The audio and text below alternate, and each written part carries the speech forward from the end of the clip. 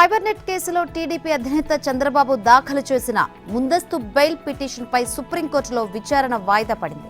ఈ నెల 30న విచారణ చేపడతామని జస్టిస్ అనిరుద్ధ బోస్, జస్టిస్ బేలా ఎం త్రివేది ధర్మాసనం తెలిపింది.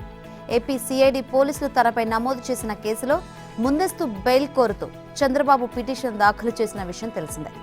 దీనిపై విచారణ చేపట్టిన సుప్రీం ఫైబర్నెట్ కేసులో ఈ నెల 30 వరకు చంద్రబాబును అరెస్టు చేయవద్దని ఆదేశించింది. మరోవైపు స్కిల్ డెవలప్మెంట్ కేసులో తీర్పును దీపావళి సెలవుల తర్వాత వెల్లడిస్తామని సుప్రీంకోర్టు తెలిపింది. సెక్షన్ 17A నిబంధన ఈ కేసులోనూ ఉన్నందున స్కిల్ కేసు తీర్పు వచ్చాక విచారిస్తామని సుప్రీంకోర్టు తెలిపింది. కేసు ముగిసే వరకు అరెస్టు చేయబోమన్న నిబంధన కొనసాగించాలని చంద్రబాబు తరపు న్యాయవాది సిద్ధార్థ లుద్రా సుప్రీంకోర్టు దృష్టికి తీసుకువెళ్లగా గత హామీ మేరకే ఉంటామని రాష్ట్ర ప్రభుత్వం తరపున న్యాయవాదులు తెలిపారు. కేసు విచారణను ఈ నెల 23కు వాయిదా వేయాలని తొలుత ధర్మాసనం నిర్ణయించింది. అయితే సిద్ధార్థ లుద్రా విజ్ఞప్తి మేరకు విచారణను సుప్రీంకోర్టు ఈ నెల 30కి వాయిదా వేసింది. ఈ నెలలో వరుసగా 4 ఉమ్మడి కార్యక్రమాలు చేపట్టాలని తెలుగుదేశం, జనసేన పార్టీలు నిర్ణయించాయి. విజయవాడలోని నోవెటల్ హోటల్లో ఈ 2 పార్టీల రాష్ట్ర స్థాయి సమన్వయ కమిటీ భేటీ జరిగింది.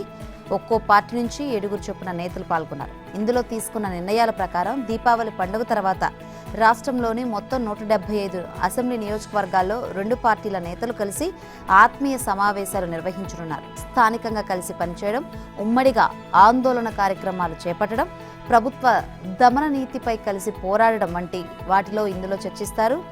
ఏ తేదీన ఏ నియోజకవర్గంలో సమావేశం నిర్వహించేది కొద్ది రోజుల్లో ప్రకటిస్తామని అచ్చెన్నాయుడు తెలిపారు. 2 పార్టీల తరపున ఉమ్మడి మేనిఫెస్టో ఖరారు నిమిత్తం ఈ నెల 13న ఒక సమావేశం నిర్వహించనున్నట్లు పేర్కొన్నారు. ఒక్కో పార్టీ నుంచి 3 నేతలు ఇందులో పాల్గొంటారు. టీడీపీ బృందానికి యనమల రామకృష్ణుడు, జనసేన బృందానికి నాదెండ్ల మనోహర్ నాయకత్వం వహిస్తారు. మినీ మేనిఫెస్టో పేరుతో టీడీపీ గతంలో 6 హామీలు ప్రకటించింది. తమ తరపున 4 లేదా 5 ఇస్తామని వాటిని కూడా కలిపి ఉమ్మడి మేనిఫెస్టో ప్రకటించాలని జనసేన నాయకత్వం కోరింది. 13న జరిగే సమావేశంలో జనసేన నుంచి వచ్చే ప్రతిపాదనలను చర్చించి ఖరారు చేస్తారు. ఈ నెల 17 నుంచి 2 పార్టీల నేతలు ఇంటింటి పర్యటన ప్రారంభిస్తారు. తాము అధికారంలోకి వస్తే ఏం చేస్తామో ప్రజలకు వివరిస్తాయి.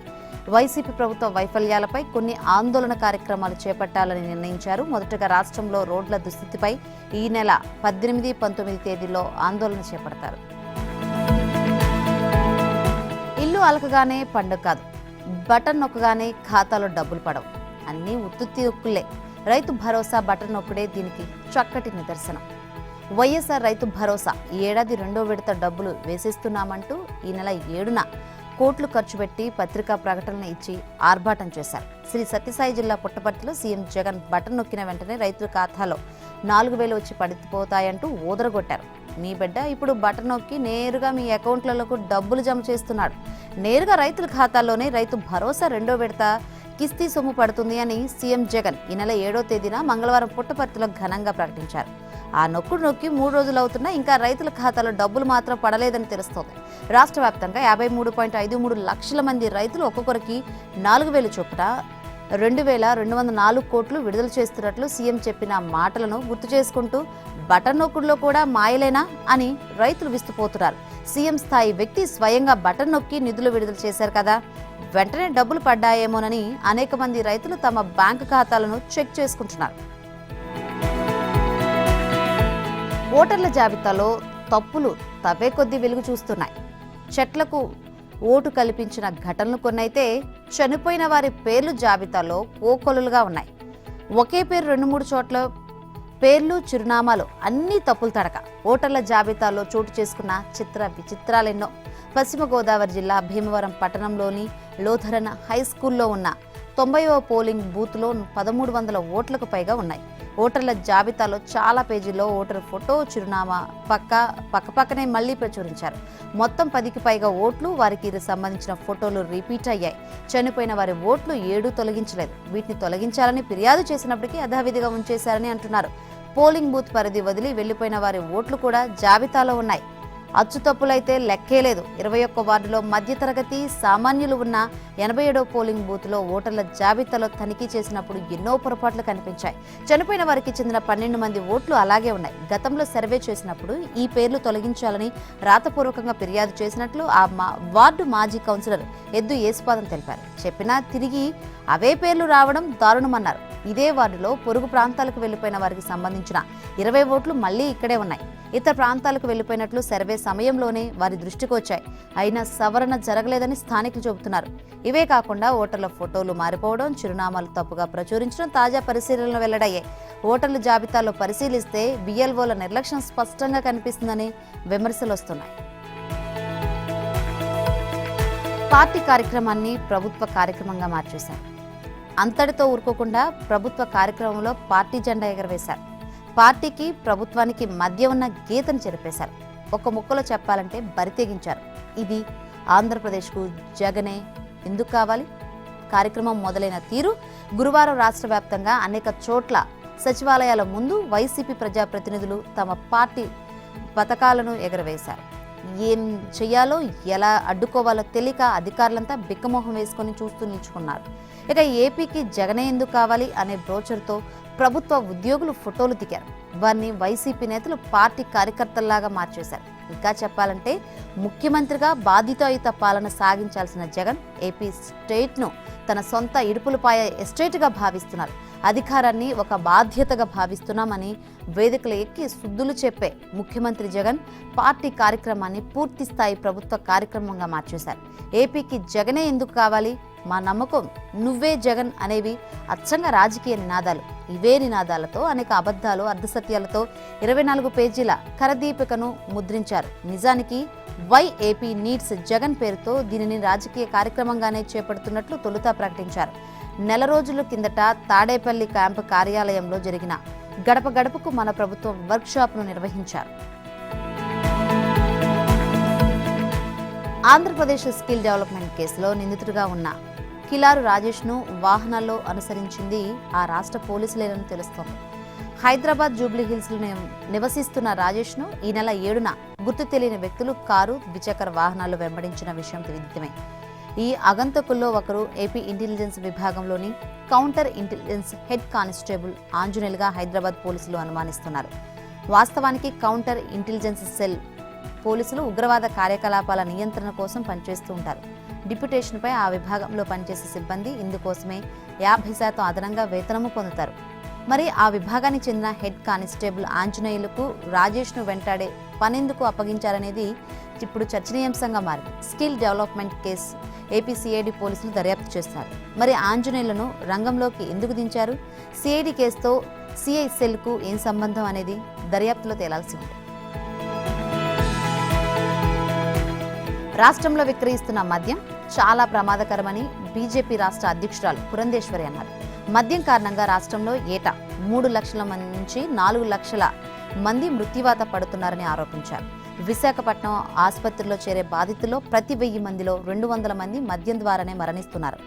యుద్ధాల్లో జరిగే ప్రాణనష్టం కంటే మద్యం తాగడం ద్వారానే అధికంగా ప్రాణనష్టం జరుగుతుందన్నారు.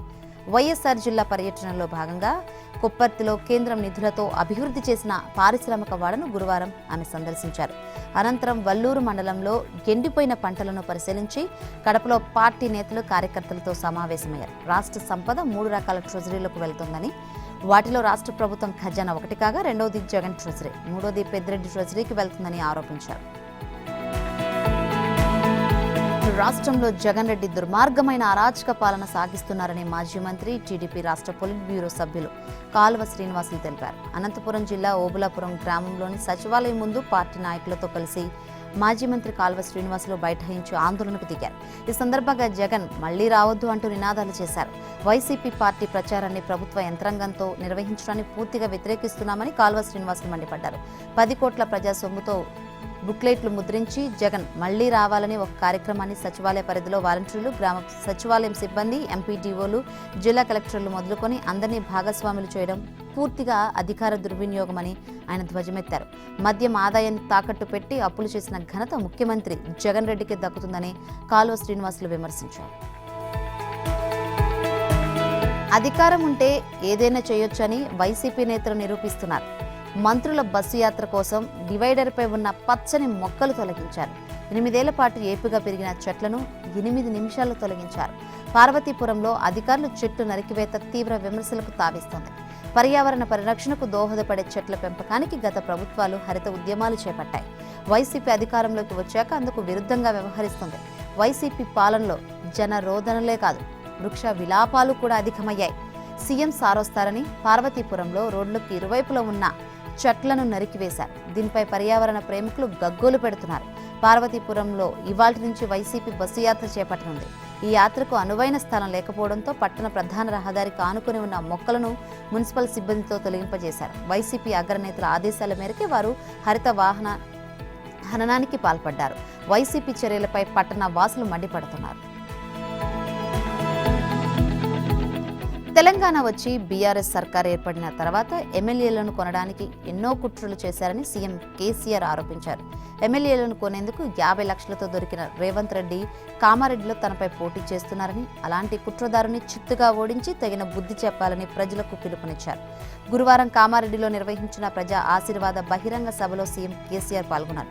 ఎన్నో ఉద్యమాలు చేసి ఎంతో మంది బలిదానాలు చేయడం వల్లే తెలంగాణ రాష్ట్రాన్ని సాధించుకున్నామని చెప్పారు. వచ్చిన తెలంగాణను విచ్ఛిన్నం చేయాలని, అనిశ్చితి సృష్టించాలని సమైక్యాంధ్రులు వారి తొత్తులుగా ఎన్నో ప్రయత్నాలు చేశారని ఆరోపించారు. రాష్ట్రానికి తీరని అన్యాయం చేసిందే కాంగ్రెస్ అన్నారు. ఇక ప్రధాని మోదీ తెలంగాణపై పగబట్టారన్నారు. 9 ఏళ్లుగా ఆయన రాష్ట్రానికి తీరని అన్యాయం చేశారని ధ్వజమెత్తారు. రాష్ట్రానికి రావాల్సిన 25,000 కోట్ల నిధులను నిలుపుదల వేశారని, నవోదయ మెడికల్ కళాశాలలను కూడా ఇవ్వలేదని విమర్శించారు. ఓట్ల కోసం వచ్చే బీజేపీ అభ్యర్థులను నిలదీయాలని, వారికి ఒక్క ఓటు కూడా వెయ్యవద్దని ప్రజలకు సూచించారు. రాష్ట్రంలోని రైతుల వ్యవసాయ మోటార్లకు మీటర్లు పెట్టాలని మోదీ ఒత్తిడి చేస్తే తాను జగమండిగా వ్యవహరించి అడ్డుకున్నారన్నారు. కాంగ్రెస్ నేత రాహుల్ గాంధీకి యువసం ఎద్దు ఏమైనా తెలుసా, ఆయన ఎప్పుడైనా నాగలి పట్టుకున్నాడా అంటూ కేసీఆర్ ఎద్దేవా చేశారు. మెరుగైన జీవన ప్రమాణాలు ఇచ్చిన కేసీఆర్పై ఢిల్లీ దండయాత్ర చేస్తుందన్నారు మంత్రి కేటీఆర్. తెలంగాణను గొంతు నొక్కే ప్రయత్నం చేస్తుందని విమర్శించారు. ఈ సమయంలో కేసీఆర్కు అండగా నిలుద్దామా, ఢిల్లీలో గొంతు కలిపి కేసీఆర్ బొండిగం పిసుకుదామా అని కేటీఆర్ ప్రశ్నించారు. ఇక్కడి విపక్ష నేతలకు కేసీఆర్ ఎదుర్కోవడం సాధ్యం కావడం లేదని ఎద్దేవా చేశారు. ఢిల్లీ నుంచి ఎంతమంది వచ్చినా కేసీఆర్ సింహంలాగా సింగిల్గా వచ్చి ప్రజలకు అండగా ఉంటారని అన్నారు. ఇక్కడ గులాములు, బానిసలుగా ఎవరైతే ఉన్నారో వారు చేయలేని వెన్నుముకలేని వాళ్ళని ఏ పని చేయాలన్నా ఢిల్లీ, బెంగళూరు నుంచి అనుమతి తీసుకోకుండా ముందుకు వెళ్లలేని పరిస్థితి ఉంటుందని పేర్కొన్నారు.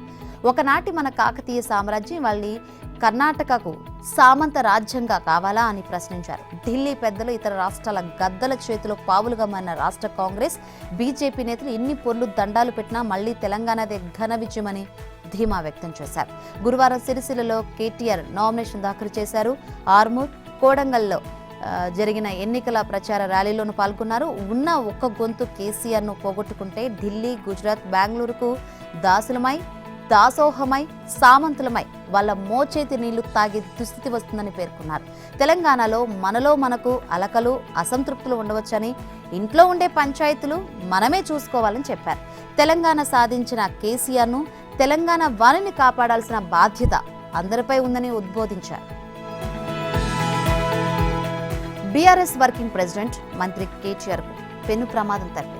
ఎన్నికల ప్రచార రథంపై ఆయన ఉండగా రైలింగ్ విరగడంతో తూలి పడ్డట్లుగా ముందుకు చేరారు. వెనుక ఉన్న గన్మ్యాన్ ఆయన్ని పడిపోకుండా పట్టుకోవడంతో ముప్పు తప్పింది.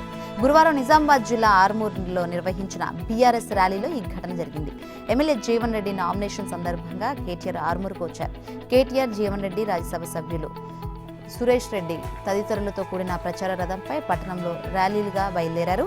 ఓ చోట ఒక్కసారిగా వ్యాన్కు అడ్డంగా కార్యకర్తలు రావడంతో డ్రైవర్ సడన్ బ్రేక్ వేశాడు. ఒక్కసారిగా తోసినట్లు కావడంతో ప్రచార రథంపై ఉన్న వారంతా ముందుకు ఒరిగారు. ఆ ఒత్తిడికి రైలింగ్ విరిగిపోవడంతో కేటీఆర్ సహా అందరూ ముందుకు తోలారు. కేటీఆర్ తూలి పూర్తిగా ముందుకు వాలిపోగా వెనుక ఉన్న గన్మెన్ ఆయన పడిపోకుండా పట్టుకున్నారు. లేదంటే కేటీఆర్ తలకు గాయమయ్యేదనే ఆందోళన వ్యక్తమైంది. రైలింగ్ పై ఉన్న మిగతా వారిని పార్టీ కార్యకర్తలు, పోలీసులు పట్టుకోవడంతో భారీ ప్రమాదం తప్పింది. వెంటనే మంత్రి కేటీఆర్ వాహనం దిగారు. కేటీఆర్ కాలుకు చిన్నగా ఒత్తుకుపోవడంతో ఓ వైద్యుడు పెయిన్ కిల్లర్ మాత్ర ఇచ్చారు. అనంతరం జీవన్ రెడ్డి నామినేషన్ వేయాలని చెప్పి మంత్రి అక్కడి నుంచి హెలికాప్టర్ ద్వారా నారాయణపేటలోని కొడంగల్ ఎన్నికల ప్రచారంలోకి పాల్గొనేందుకు బయలుదేరి వెళ్లారు. అయితే తాను బాగానే ఉన్నానని కేటీఆర్ ట్వీట్ చేశారు. కాంగ్రెస్ అంటేనే నమ్మకమని, కేసీఆర్ అంటేనే అమ్మకమని టీపీసీసీ అధ్యక్షుడు రేవంత్ రెడ్డి వ్యాఖ్యానించారు. పార్థసారథి రెడ్డి నుంచి 200 కోట్లు, బద్దిరాజు రవిచంద్ర నుంచి 300 కోట్లు తీసుకొని రాజ్యసభ సీట్లు అమ్ముకున్న ఘనత కేసీఆర్దని ధ్వజమెత్తారు. కోకాపేటలో 100 ఎకరాల భూమిని అమ్ముకున్నారని విమర్శించారు. రాజ్యసభ సీట్లు అమ్ముకున్న సన్నాసి తన గురించి మాట్లాడతాడా అని ఫైర్ అయ్యారు. కాంగ్రెస్ అంటే నమ్మకం కాబట్టి 2004లో ఇచ్చిన మాట ప్రకారం తెలంగాణ రాష్ట్రాన్ని ఇచ్చామని చెప్పారు. అబద్ధాలు చెప్పి మరోసారి గెలవాలని కేసీఆర్ ప్రయత్నిస్తున్నారని విమర్శించారు. జనగామ జిల్లా పాలకుర్తిలో గురువారం నిర్వహించిన బహిరంగ సభలో ఆయన పాల్గొన్నారు. కాంగ్రెస్ వస్తే కరెంటు ఉండదని కేసీఆర్ పదే అంటున్నారని, కానీ తొలుత రైతులకు ఉచితంగా 9 గంటల విద్యుత్ ఇచ్చినంది కాంగ్రెస్ పార్టీ అని రేవంత్ గుర్తు చేశారు. 24 గంటల కరెంటు ఇస్తున్నామని చెబుతున్న వారందరికీ సవాల్ విసారు. స్టబ్ స్టేషన్కు వెళ్లి లాగ్ బుక్ చూద్దామన్నారు. 24 గంటల కరెంటు ఇస్తున్నట్లు నిరూపిస్తే పాలకుర్తిలో యశస్విని, కామారెడ్డిలో తాను నామినేషన్ వేయమన్నారు. తెలంగాణలో ఇచ్చిన కాంగ్రెస్ కావాలో, 10 ఏళ్లుగా తెలంగాణను దోచుకుంటున్న బీఆర్ఎస్ కావాలో ఆలోచించాలని ప్రజలను కోరారు.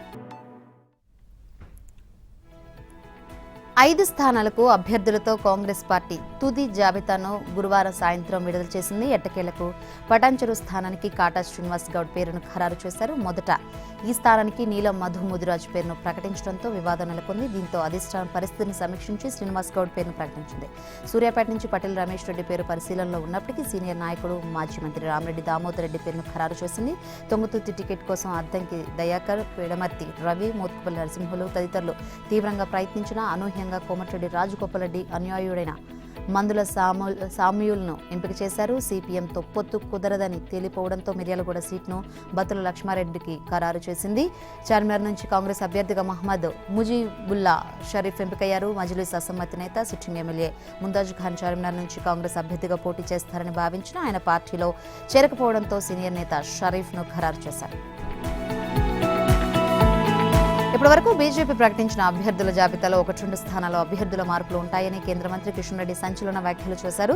చాంద్రయానగుట్ట అభ్యర్థి సత్యనారాయణ ముద్రాజ్ అనారోగ్య కారణంతో పోటీ చేయలేకపోతున్నారని, ఆయన స్థానంలో మరొకరిని బరిలోకి దింపుతున్నట్లు చెప్పారు. ముఖ్యమంత్రి కేసీఆర్ తడి వస్త్రాలతో గొంతు కోసేలా తయారయ్యారని, తెలంగాణ ప్రజలకు శాపంగా మారారని కేంద్ర మంత్రి కిషన్ రెడ్డి ఘాటు విమర్శలు చేశారు.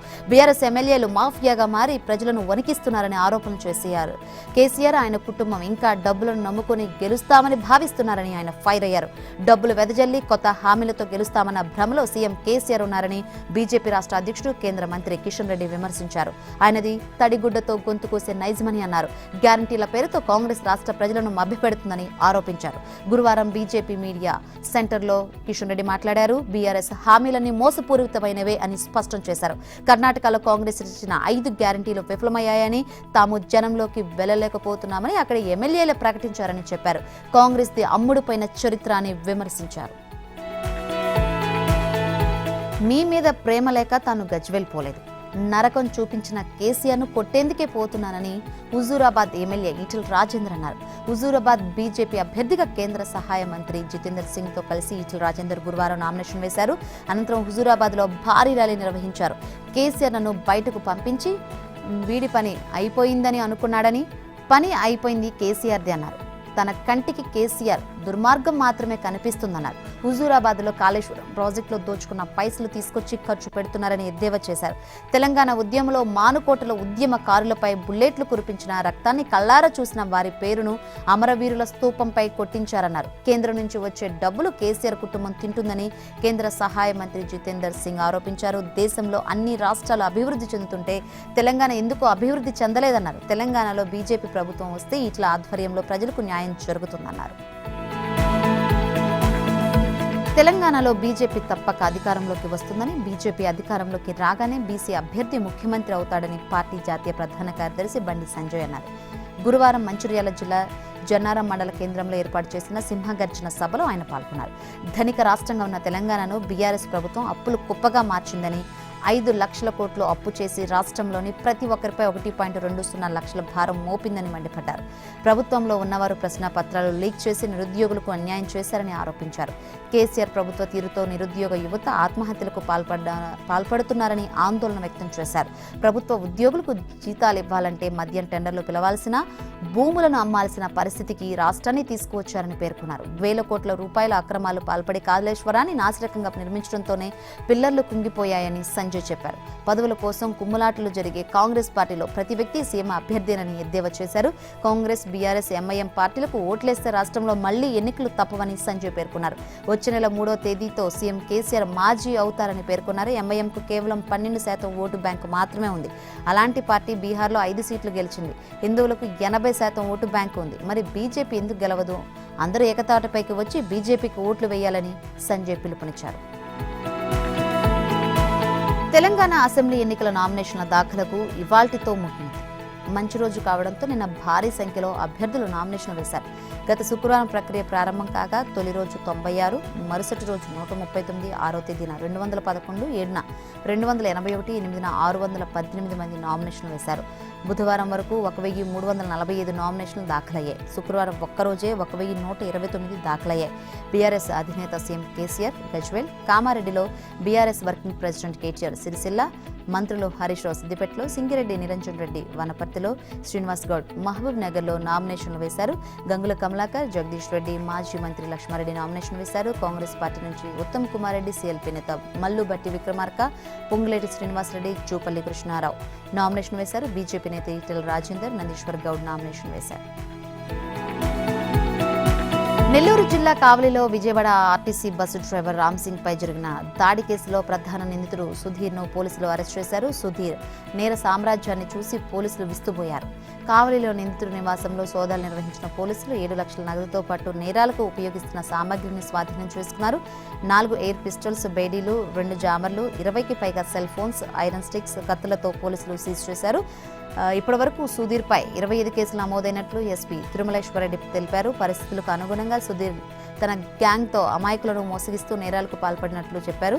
తక్కువ ధరకే బంగారం ఇస్తామని రద్దయిన 2000 రూపాయల నోట్లు, దొంగ నోట్లు మార్పిడి పేరుతో సుధీర్ ఎంతో మందిని మోసగించారని, తెలంగాణలో సైతం సుధీర్ బాధితులు ఉన్నారని ఎస్పీ తెలిపారు. సినిమాలను తలపించే విధంగా సీన్ క్రియేట్ చేసి పక్కా ప్రణాళికతో మోసం చేసేవాడని తెలిపారు. సుధీర్ నేరాలపై పూర్తి స్థాయిలో విచారణ చేస్తున్నామని, ఎవరెవరితో సంబంధాలు ఉన్నాయనేది కూడా ఆరా తీస్తున్నామన్నారు. తొలుత భయపడినప్పటికీ 6 బాధితులు తమకు జరిగిన మోసంపై ఫిర్యాదు చేశారని వివరించారు. సుధీర్ బాధితులు ఎవరైనా ఉంటే ధైర్యంగా ముందుకొచ్చి ఫిర్యాదు చేయాలని ఎస్పీ కోరారు. ఆర్టీసీ బస్సు డ్రైవర్పై దాడి తర్వాత చేసిన విచారణ చేపట్టగా నిందితుడు నేర చరిత్ర బయటపడిందని పేర్కొన్నారు. బీహార్లో విద్యా, ఉద్యోగ రంగాల్లో ప్రస్తుతం ఉన్న 50% రిజర్వేషన్లు ఇకపై 65% పెరగనున్నాయి. ఈ మేరకు సవరణ బిల్లును బీహార్ శాసనసభ గురువారం ఏకగ్రీవంగా ఆమోదించింది. జనాభా నియంత్రణలో మహిళల పాత్రపై ముఖ్యమంత్రి నితీష్ కుమార్ చేసిన వ్యాఖ్యల నేపథ్యంలో శాసనసభలో ప్రతిపక్షాలు ఆందోళన కొనసాగించాయి.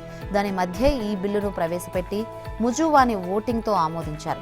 ఆర్థికంగా వెనుకబడిన వారికి ఉద్దేశించిన 10% రిజర్వేషన్లు కలిపితే మొత్తం రిజర్వేషన్లు 75% పెరగనున్నాయి.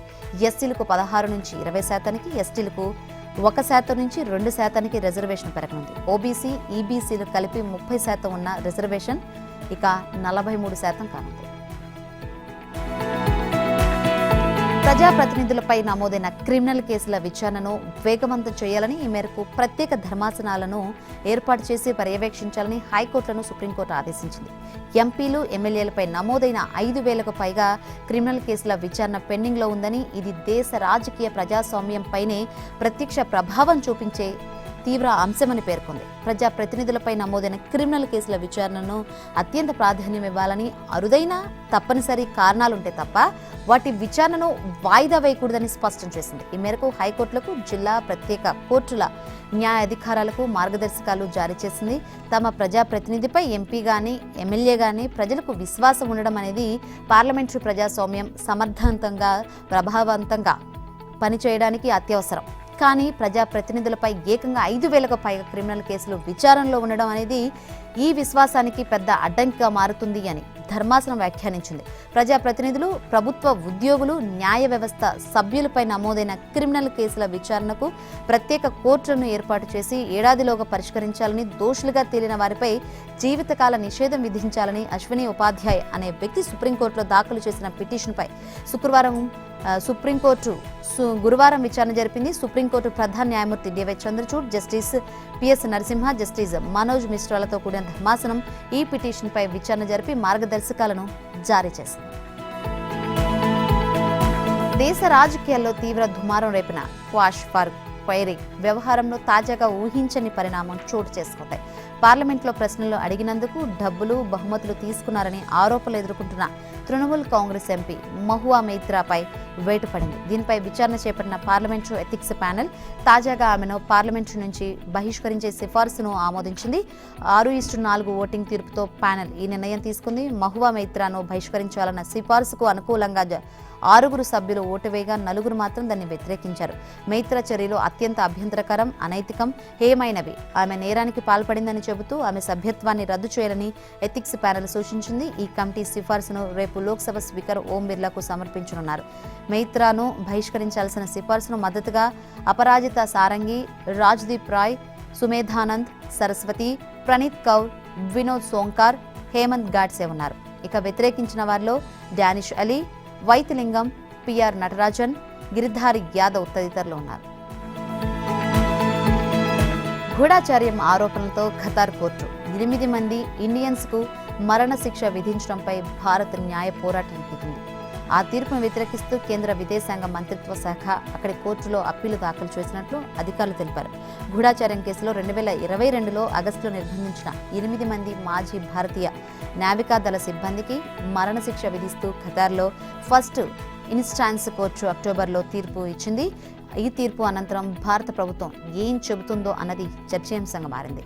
వీరిలో విశాఖపట్నానికి చెందిన పాకాల సుగుణాకర్ కూడా ఉన్నారు. ఖతార్ తీర్పుతో భారత్ దిగ్భ్రాంతికి గురైందని, తదుపరి ఎలాంటి చర్యలు తీసుకోవాలన్న దానిపై ప్రభుత్వం దృష్టి పెట్టిందని గతంలో విదేశీ వ్యవహారాల శాఖ తెలిపింది. వారిని విడిపించేందుకు ప్రభుత్వం అన్ని ప్రయత్నాలు చేస్తుంది. విదేశాంగ మంత్రి ఎస్ జయశంకర్ కూడా బాధిత కుటుంబాలను కలిశారు. ఖతార్ అధికారులతో తాము టచ్లో ఉన్నట్లు అధికారులు తెలిపారు. ఇందులో భాగంగా న్యాయపరంగా కేసును ఎదుర్కొనేందుకు అప్పీలు దాఖలు చేసినట్లు వెల్లడించారు. కేసు సున్నితత్వాన్ని పరిగణలోకి తీసుకొని అనవసర వదంతులు సృష్టించవద్దని కోరారు.